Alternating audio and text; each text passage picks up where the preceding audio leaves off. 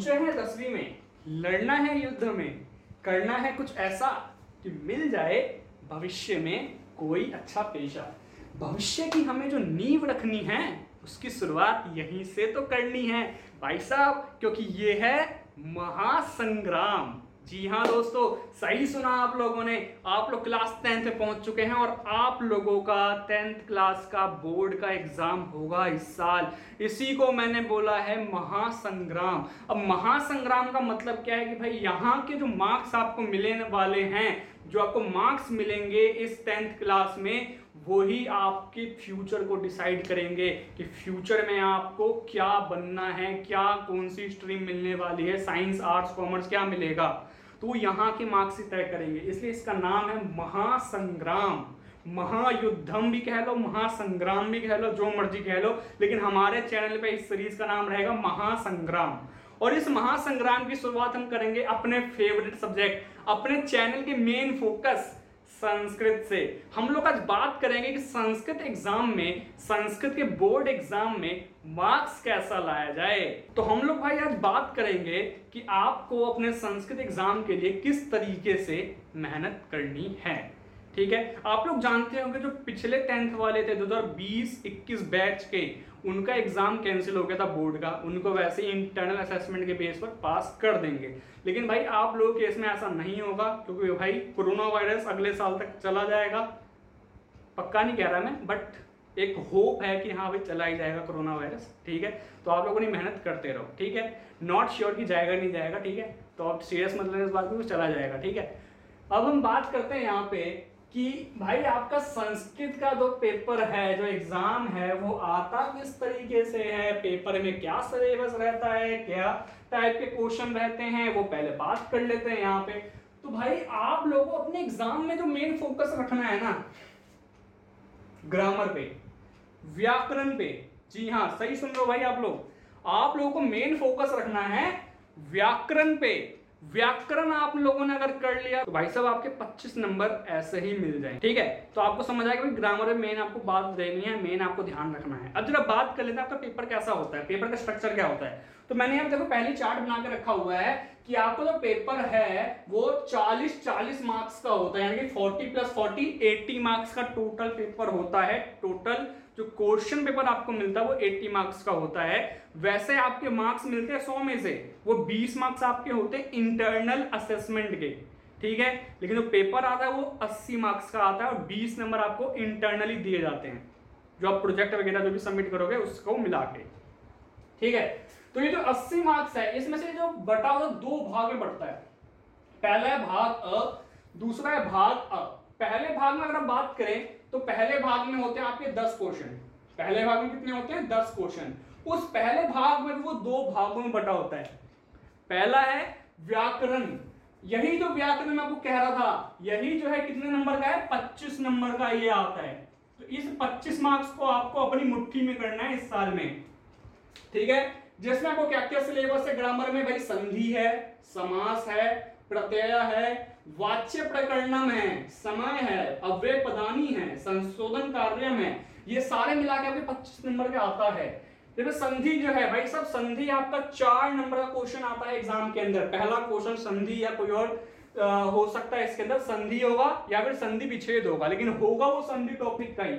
4 number का वो question आ सकता है। ठीक है, दूसरा समास आता है भाई, प्रत्यय आता है, वाच्य प्रकरण आएगा। वाच्य प्रकरण का मतलब है वाच्य परिवर्तन करना। जैसे आप इंग्लिश में करते हो एक्टिव वॉइस से पैसिव वॉइस, दैट इज वही है, कर्ता से कर्म वाच्य में जाना होता है इसमें, दैट इज वाच्य परिवर्तन। समझ आई बात? देखो, फिर है समय। आप लोग इंग्लिश में समय लिखते हो 7 o'clock, 8 o'clock, ऐसे आपको संस्कृत में लिखना है अब टाइम। यानी कि संस्कृत में क्या लिखना है? समय लेखनम आएगा एक, 4 नंबर का ये भी आएगा। अव्यय पदानी, अव्यय पदानी मतलब ये टॉपिक मैं आपको डिस्कस कर चुका हूं, अपने चैनल पे वीडियो है हमारी अव्यय के ऊपर। ये कुछ ऐसे वर्ड होते हैं जो किसी वाक्य में लगाए जाते हैं उसकी मीनिंग बनाने के लिए, दैट इज अव्यय पद। ठीक है, ये भी आएगा 3 नंबर का। फिर है क्वेश्चन नंबर 7, संशोधन कार्य। इसमें क्या करते हैं, जो गलत वाक्य हैं, जो गलत शब्द लिखे हुए हैं, या उसमें लिंग हो सकता है गलत है, वचन गलत हो, विभक्ति गलत हो, उन सब गलत वर्ड को, उन सब गलत वाक्यों को या उन सब गलत शब्दों को आपको ठीक करके लिखना। ये वाक्य में भी हो सकता है, मतलब ये जो वाक्य है, वाक्य के अंदर आपको एक वर्ड दे देगा कोई गलत लिखा हुआ, देन वो जो वर्ड है, वो जो शब्द है, उसको आपको सही करके लिखना है, उसका वचन सही करना है, उसका विभक्ति सही करना है, अगर गलत होगा तो, अगर उसका लिंग गलत है वो भी ठीक करना है, ये सब आपको सही करके लिखना होता है। ये वीडियो भी हमारे चैनल पर है, मतलब हमारे चैनल पर आपको ग्रामर की सारी वीडियो मिल जाएंगी, संधि, समास, प्रत्यय, वाच्य प्रकंडम, समय, अव्यय पदानी, संशोधन कार्य, ये वीडियो हमारे चैनल पहले से ही अवेलेबल है। लेकिन हाँ, हम इसमें कुछ अभी नया भी इस साल बनाएंगे वीडियो, सब हमको बताते जाएगा, वो मिलती जाएगी वीडियो। लेकिन भाई उसके लिए आप लोग चैनल को सब्सक्राइब कर लो, क्योंकि कुछ नया भी आने वाला है। ठीक है भाई, फटाफट से सब्सक्राइब करो और इस साल महासंग्राम लड़ो, क्योंकि भाई आप लोग ही हमारे क्या योद्धा हो। हम आप लोगों की बदौलत ही अपने चैनल को आगे बढ़ा पाते हैं। आप लोग अच्छे मार्क्स लाते हैं तो हमें खुशी मिलती है, मोटिवेशन मिलती है, और हमको भी और अच्छा वीडियो बनाने का मौका मिलता है, मोटिवेशन मिलती है उसके लिए। ठीक है, तो भाई आप लोग हमारे लिए योद्धा हो एक, समझ रहे हो बात को। अब बात करते हैं इस भाग अ के अगले पार्ट की, जिसका नाम है पठित अवबोधनम। ये जो प्रश्न होते हैं इसमें, क्वेश्चन नंबर 8, प्रश्न 9, प्रश्न 10, ये सब आपके चैप्टर में से होते हैं। जो आपने बुक पढ़ी है ना, बुक में जो अध्याय पढ़े हैं, उस अध्याय में से आपके क्वेश्चन आते हैं। कोई भी आपको दे दिया वाक्य, उसमें से आपको प्रश्न निर्माण करना है, आपके चैप्टर में से उठा के देते हैं वो। ठीक है, पर्याय मेलनम हो गया, या फिर विशेष्य विशेषण आपको पहचानना होगा कि विशेष्य पद को विशेषण से मिलाओ या विशेष्य को पहचानो, इसमें विशेष्य क्या है, इसमें विशेषण क्या है, ऐसे क्वेश्चन आते हैं। देन भाषिक कार्य तत्मानी, यानी कि ये आपके चैप्टर में से उठा कर दे देते हैं क्वेश्चन, आपको जो है उसमें उसकी भाषिक कार्य करनी होती है। होता कि हम बाद में डिस्कस करेंगे आने वाली वीडियो में, इसको हम डिटेल में सब हम पढ़ने वाले हैं। ठीक है, अब जरा बात करते हैं भाग आ की। वो भी 40 मार्क्स का होता है, बिल्कुल होता है सर। वो भी 2 भागों में बटा होता है, बिल्कुल होता है। अब देखो, पहली बात तो ये, इसमें जो क्वेश्चन नंबर 11 होता है ना, यही होता है आपके लिए सबसे फ्री के मार्क्स, फ्री के 10 नंबर होते हैं ये, समझ रहे हो बात को। आप लोग इसमें मेहनत कर लोगे ना भाई साहब, आपके 10 नंबर कहीं नहीं गए, कहीं भी नहीं जाएंगे 10 नंबर, अगर आपने इसमें मेहनत कर ली तो। क्योंकि ये आता है आपका गद्यांश, इसमें पूरा का पूरा गद्यांश में आपको आंसर ढूंढना है, लिख देना है, आंसर ढूंढा लिख दिया, आंसर ढूंढा लिख दिया, बस दैट इज 10 नंबर आपको मिल गए। देन रचनात्मक कार्य आता है इसके अंदर ही। ठीक है, ये आता है आपका पत्र लेखनम, यानी कि ये आगे आपका अब राइटिंग स्किल वाला पार्ट, रचनात्मक कार्य मतलब राइटिंग स्किल वाला पार्ट आ गया ये। ठीक है, तो पत्र लेखनम, चित्र वर्णन, अनुच्छेद लेखनम। पत्र लेखनम वाला जो क्वेश्चन है वो तो पक्का है 5 मार्क्स का, वो तो आना ही आना है। लेकिन जो क्वेश्चन नंबर 13 है उसमें या तो चित्र वर्णन होगा या फिर अनुच्छेद लेखन वाला होगा, यानी कि और का ऑप्शन होगा दोनों के बीच में, या तो चित्र लेखन करो या अनुच्छेद लेखन करो, आपकी मर्जी है, समझ रहे हो बात को। देन इसका 3 पार्ट होते हैं भाई, इसमें 2 पार्ट हमने गलत बोले थे। भाग आ जो होता है वो 3 पार्ट में होता है। पहला होता है इसमें अपठित, दूसरा रचनात्मक कार्य, तीसरा पठित अवबोधनम। ये भी आपकी बुक में से होता है, बुक में जो चैप्टर है ना आपके, जो आपकी संस्कृत की एनसीईआरटी है, उसी में से ये वाले सारे क्वेश्चन आते हैं। उसी में से आपका गद्यांश दे देते हैं, एक जो आपने चैप्टर में पढ़ा हुआ गद्यांश, वही आपको उठा के दे दिया।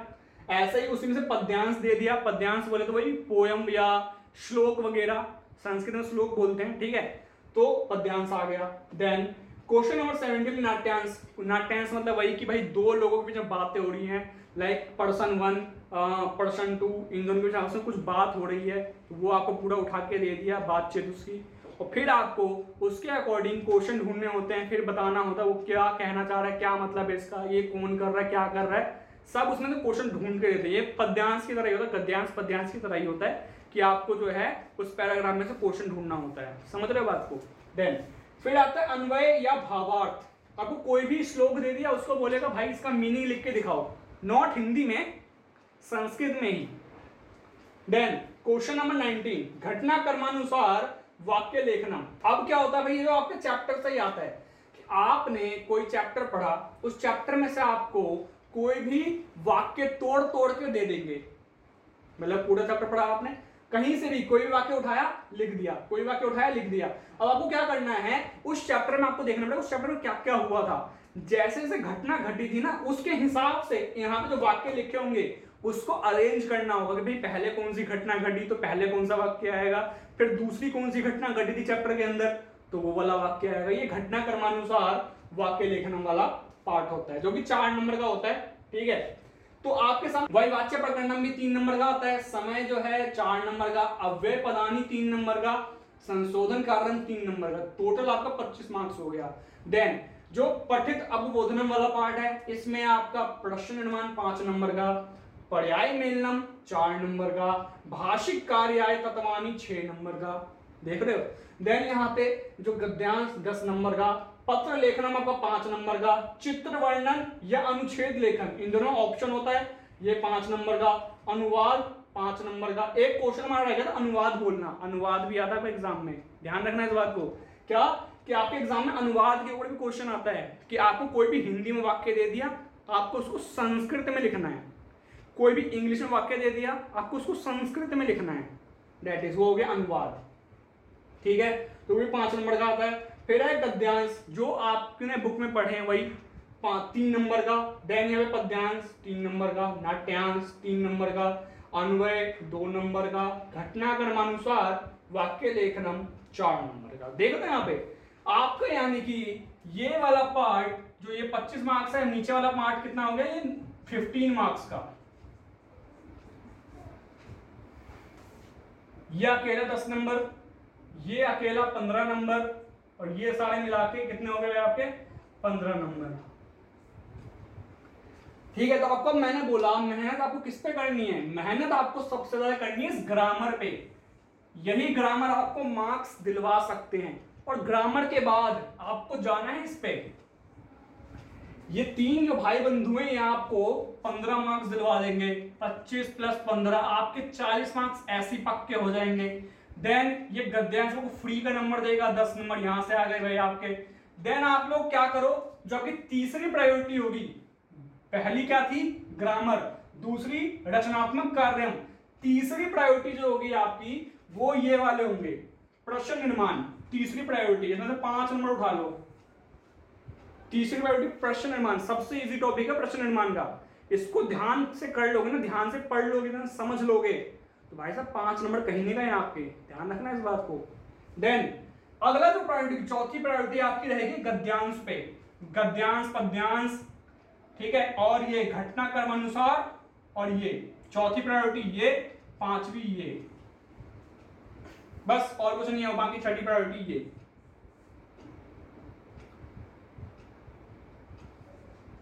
तीन, पहली ये, दूसरी ये, तीसरी ये, चौथी प्रायोरिटी आपकी ये रही गद्यांश पद्यांश, पांचवी प्रायोरिटी आपकी ये रही नाट्यांश अन्वय घटनाक्रम अनुसार, और छठी प्रायोरिटी पर्याय मेलनम भाषिक कार्याय।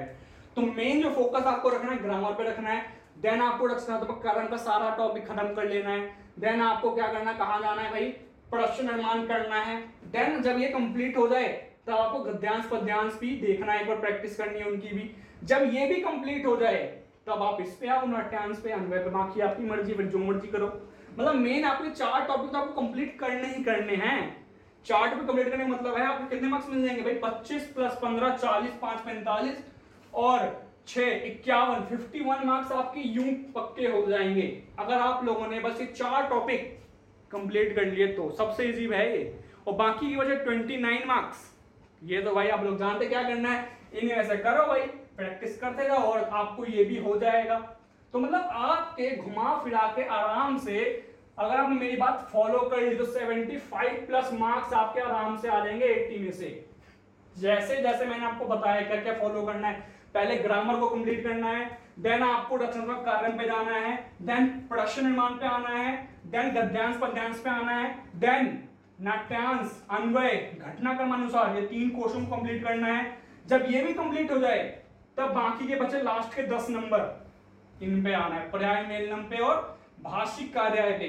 और इन दोनों में से भी पहले आपको क्या करना है, पर्याय मेलनम करना है, क्योंकि आपको 4 नंबर दिलवा देगा आराम से, तो 74 आराम से बन जाएंगे। और देन लास्ट में भाषिक कार्य, इसको सबसे लास्ट में करना है। ठीक है, तो आपको इस तरीके से आपको पूरा फॉलो करना है। और हाँ भाई, आप लोगों को अपना सिलेबस फाइनल डेट नवंबर 2021 से पहले पहले कंप्लीट कर लेना है। नवंबर 2021 में क्यों बोल रहा हूं डेडलाइन, क्योंकि भाई ये 6 महीने का कोर्स आपका आराम से हो ही जाएगा। देखो ये जो ग्रामर है ये आपका 3 महीने का खेल है, बस कुछ भी नहीं है। 3 महीने आपका आराम से कंप्लीट हो जाएगा अच्छे से, वो भी समझ रहे हो बात को। देन 3 महीने इसमें लग गए आपके, ये 1 महीने का खेल है, ये भी 15 दिन का खेल है, और ये जो आपका है प्रश्नमान ये 5 से 10 दिन का खेल है बस, और कुछ भी नहीं है इसके अंदर। तो भाई मुश्किल से आपको लगेंगे ना 5 से 5.5 महीने, फिर भी आपको 6 महीने देके चल रहा हूं यहाँ पे। थोड़ा आपको हो सकता कोई स्लो स्टूडेंट हो तो उसको थोड़ा टाइम लग जाए, लेकिन आप लोगों का 6 महीने बहुत हैं ये सारा सिलेबस कंप्लीट करने में। कुछ भी नहीं है भाई साहब इसमें, 6 महीने बहुत हैं आपके। आप लोगों को ये सिलेबस सारा अपना कंप्लीट कर लेना है 6 महीने के अंदर। अब देन लोगों का क्वेश्चन होगा, सर हमारा पेपर तो मार्च में होता है। तो बच्चा मार्च में होता है तो इसका मतलब ये तो नहीं कि आप लोग जनवरी में पेपर जो अपना सिलेबस है उसको कंप्लीट करो। भाई थोड़ा जल्दी करना पड़ेगा ना, ताकि रिवीजन का टाइम मिले, बाकी जगह प्रैक्टिस करने को मिले। भाई बाकी सब्जेक्ट भी तो हैं, उनकी तो प्रैक्टिस करनी पड़ेगी आपको, खाली संस्कृत तो नहीं है। तो आप लोग बाकी पेपर भी प्रैक्टिस करने हैं, प्री बोर्ड भी होंगे आपके, तो अपने लेवल में सिलेबस कंप्लीट करके रखो ना भाई। इसलिए मैंने बोला 6 महीने का टाइम है आपके पास। मैंने आप लिख दिया भाई, देखो संधि आपका 4 नंबर का आता है, समास भी 4 नंबर का आता है, प्रत्यय 4 नंबर का आता है भाई। और भाई अभी तो स्कूल भी बंद है, तो अब तो आपके पास मौका ही मौका है, आराम से संस्कृत करो इस सिलेबस कंप्लीट। देन बाकी सब्जेक्ट पे फोकस करो, लेकिन संस्कृत पे भी करो। अगर बाकी सब्जेक्ट पे 100% फोकस कर रहे हो, संस्कृत पे बस 50% भी कर लोगे ना, आपके आराम से मार्क्स मिल जाएंगे। कोई मुश्किल नहीं है संस्कृत, बस टॉपिक को पढ़ते जाओ, समझते जाओ, प्रैक्टिस करते जाओ, मार्क्स लेते जाओ। दैट इज, यही मंत्र है संस्कृत का। ठीक है, अब मैंने आपको बता रहा था कि भाई मार्च में आपका पेपर होगा, और आप लोगों ने सिलेबस कंप्लीट कब किया? नवंबर में। बचे कितने महीने आपके पास? 4 महीने। इन 4 महीने में क्या करेंगे? झाल बजाएंगे, ढोलक बजाएंगे? नहीं जी भाई साहब, आप इनमें कहेंगे 1 महीना भी नहीं, 1 महीना भी नहीं, 15 से 20 डेज आपको खाली संस्कृत को देने हैं। 4 महीने में से 20 दिन पहले संस्कृत को देने हैं आपको रिवीजन करने के लिए। ठीक है, आपको टाइम को मैनेज करना होगा, बाकी सब्जेक्ट भी होंगे आपके पास हैं मतलब, ठीक है, तो उस पर भी ध्यान देना है। तो आपको मैंने बोला इसलिए कि टाइम मैनेज कर लेना अपना, आपको 20 दिन निकालने हैं संस्कृत के लिए, ठीक है, रिवीजन करने के लिए। देन जब आपकी रिवीजन कंप्लीट हो जाए, दिसंबर, मान लीजिए दिसंबर का महीना आ गया, तब क्या करेंगे आप लोग भाई? जनवरी में जाएंगे और सैंपल पेपर जितने भी मिले आपको, सैंपल पेपर हो गया, क्वेश्चन पेपर हो गया पिछले साल का, वो सब आपको प्रैक्टिस करना स्टार्ट कर देना। मॉक टेस्ट जिसको बोलते हैं कि अपना भाई टेस्ट लो 3 घंटे का, जैसा आपका पेपर होता है संस्कृत का बोर्ड का, वैसे आपका सैंपल पेपर होगा।